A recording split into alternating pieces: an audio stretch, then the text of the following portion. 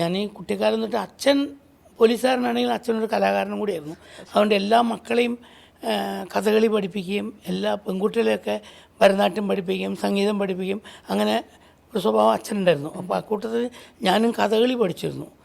അപ്പോൾ വിഷവൈദ്യം ഒരു പാരമ്പര്യമായിട്ട് ഞങ്ങളുടെ കുടുംബത്തിലുള്ളതാണ്. അപ്പോൾ പാലക്കാട് ഇഷ്ടംപോലെ പാമ്പുകളുള്ള സ്ഥലമാണ്. അപ്പോൾ ഒരു ദിവസം 100-150 കേസസൊക്കെ വരും പാമ്പ് കടിച്ചിട്ട്.